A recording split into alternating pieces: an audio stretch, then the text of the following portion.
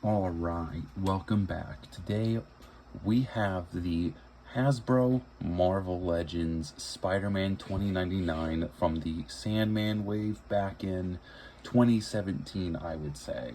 So, you know, this was from when Hasbro was, even though they were a downgrade from Toy Biz, this was from, when they still had, I guess, a little bit of leeway, a little bit of credibility, a little bit of decency, I would suppose, but they were still incredibly flawed back then.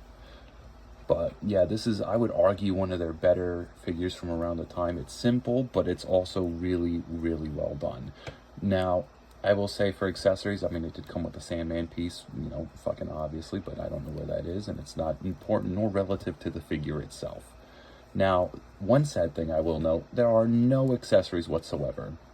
Now, this figure genuinely and definitely could have benefited from some hands, some maybe webs, something a bit, other, at least hands, because I don't know, it's all other Spider-Man figures, they usually come with like an open hand, a flipping hand, and a fist. This guy just came with, his fists, which is kind of sad. It would have added a bit more to the dynamics of the figure, I'd say, but this is still easily one of their best in their lineup, I would say. So, I mean, back then there weren't a lot of Spider-Man that had this body and whatnot. So, and this one is really great feeling, but I'm getting ahead of myself. So starting off now, again, I've had this figure for so long, some of the paint may look faded or dusty or whatnot. So the head does look a bit like it's yellowing, but it's white plastic. That's rather obvious. It's got the really well done eyes, which look really good. I like that. Again, I don't read the comics as often, as I should. I don't know which issue it is that he got this pretty cool white suit. I like it a lot, though. It's really cool. We got this metallic red here, which looks really good. The metallic reds on this look really good. The paint is really well done on this, I'll say. This is back when Hasbro could paint, as if their life depended on it. So, yeah, paint job really beautiful, well, like throughout the board. This should have been sculpted. It looks like this should have been sculpted, but it's still well done, even though there's a pretty obnoxious seam there. Yeah, the sculpt work is still really well decent. You got all the muscle and whatnot. You got these blues. I don't know what the hell those blues were for. Again, I never read the comic this was from, so I wouldn't know. Now, sadly, they did not paint the pin here, which is pretty brutal. I mean, yeah, that is a problem. That is a problem. Same for the hinge here. The hinge should have been red, but still, really well done. You got these pieces which are separate and are like fixed into it. They look really good. So, and then we go down here, thighs, whatnot. Looks really well done. And then we've got more. Again, the paint is kind of minimal here because most of it's like black, but there are really great whites and reds here. Really well done.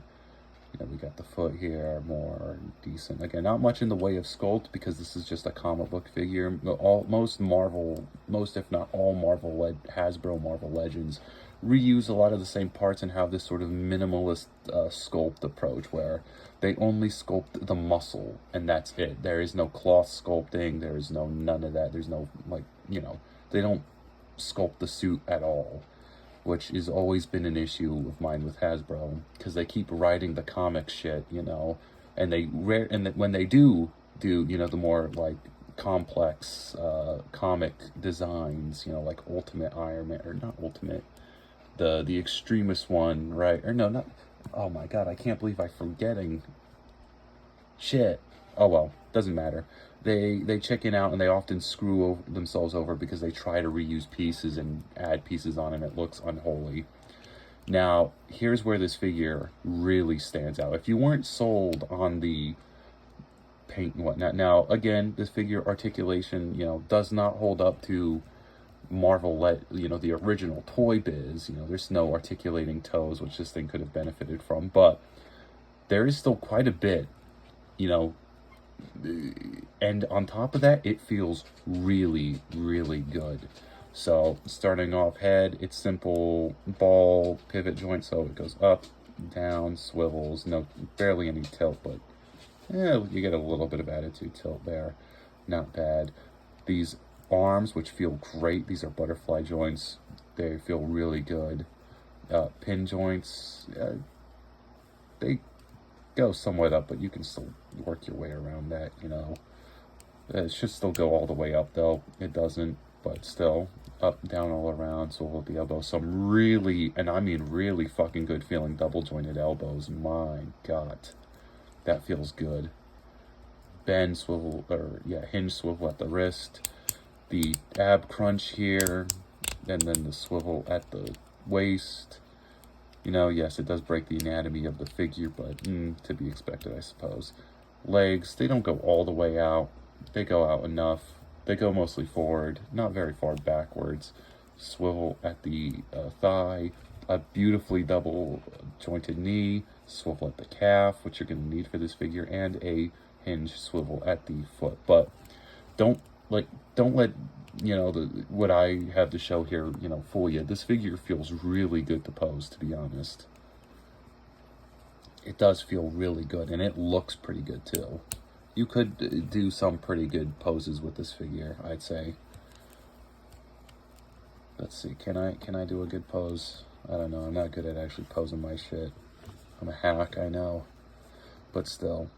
Again, this is easily one of Hasbro's better Marvel Legend figures, I would say. There is still plenty of room for improvement, but for the time, at least, you know, when it came out, it was really well done. So, I don't know where you're going to be able to find it. Good luck to you. It's Spider-Man 2099 from the Sandman Build-A-Figure wave. But, yeah, I'd still recommend it, though. With that said, thank you all for watching. I'll see you in the next video. Bye.